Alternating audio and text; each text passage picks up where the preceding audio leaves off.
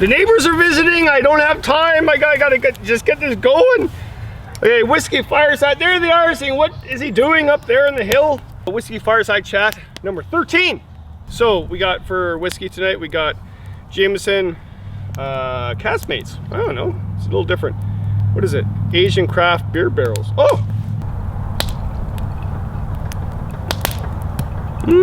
Yeah, it's a different taste than the real original Jameson. Good to have a little bit. Wouldn't have it all the time. We're outside tonight. There's Shamong Lake. This is my place. My neighbors are looking at me funny. I got wood to burn. This is what they do in British North. You don't get firewood. You just get wood. Any wood you can find. And that's a piece of my my canoe rack. All right. Woo! Oh, Lord, jeez. Tonight, we're going to do a whiskey chat on leaf identification. Spring's coming. Spring is here, actually. And the leaves are going to come out soon, and we should know what they look like. I do this with my students. Students at risk, actually. We go out and identify the leaves. Oh, by the way, this is a new camera, so I'm all excited. It's the Sony A6300. I just bought it last week. Haven't used it yet until tonight, so we'll see what happens. It's supposed to focus really well, so we'll see what happens. First leaf. Right there. Oh, you can see without burning it. Oh, maybe not. Okay. Oh, maybe not. Alright. We'll go here. Oh, it's tough doing whiskey chat. This is sugar maple. And the difference between sugar maple, oh, I got them all mixed up now. I had them all organized. Okay, between sugar maple and red maple. First of all, sugar maple is more of a tree. Red maple is more of a bush. You cut it down, it'll grow back up. But, oh, hey, Jet, how you doing?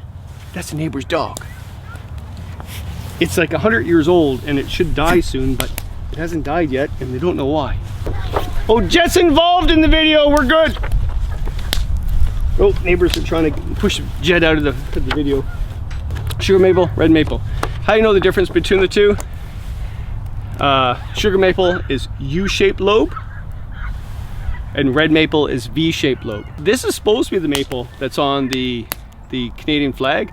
Somebody told me it was a Norway maple. That makes no sense because actually Norway maple is not native to Canada. Why would they even put that there?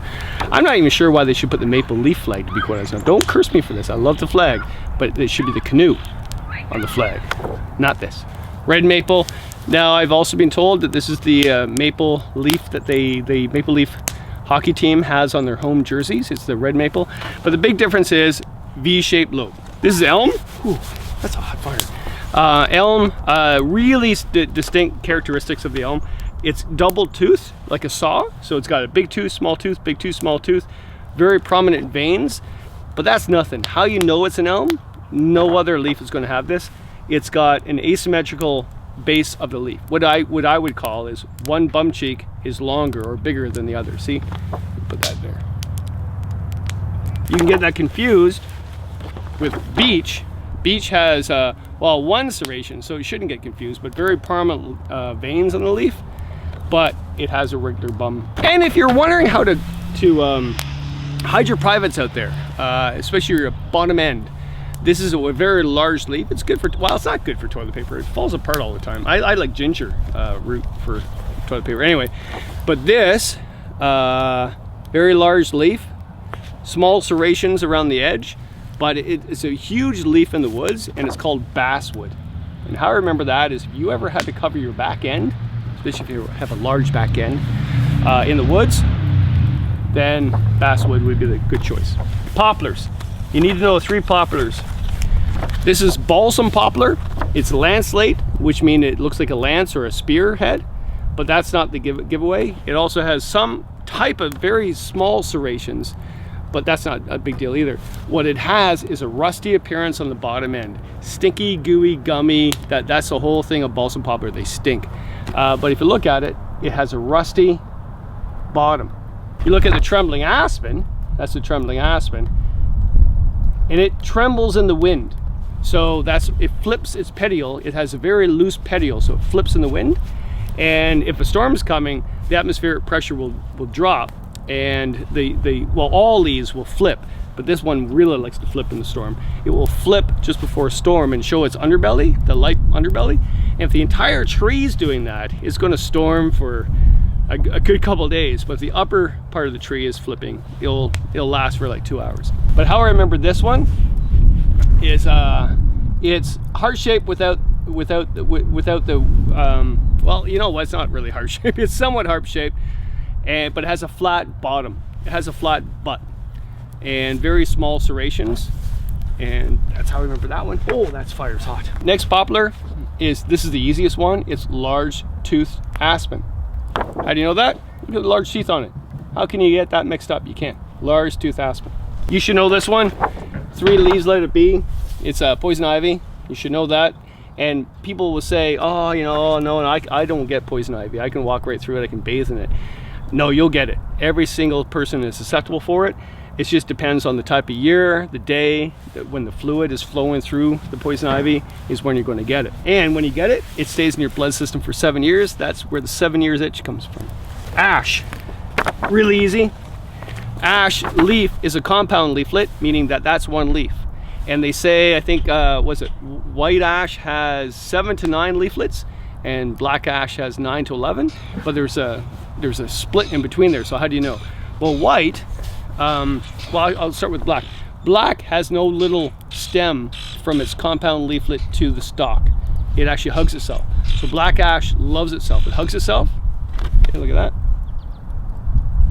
Look at the difference. White ash has a stalk. It doesn't like itself. It stays away. Right there. And black ash does not have that. Okay? So it hugs itself and white ash doesn't. Bur oak, and some people, you might as well say it's white oak, it's similar, but it's not, but it's similar. And red oak. Now, those two, the difference is red oak has a pointy top to it. A white oak, or this is bur oak, has a round top. Red like the devil, pointy. White is round. Red oak, white oak.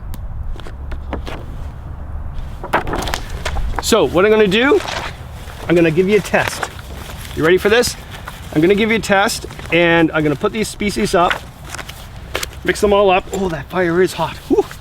And I want you to identify them, write them down, and put it below in the comments. First one to get it right, I will mail you a free Kelly Kettle. Kelly Kettle from Ireland. It's a beautiful stick stove. You ready? Test starting now. Test number 1. Wait a minute, I should do this in... who cares? I'll just cover the number. Okay, number 1. Number 2.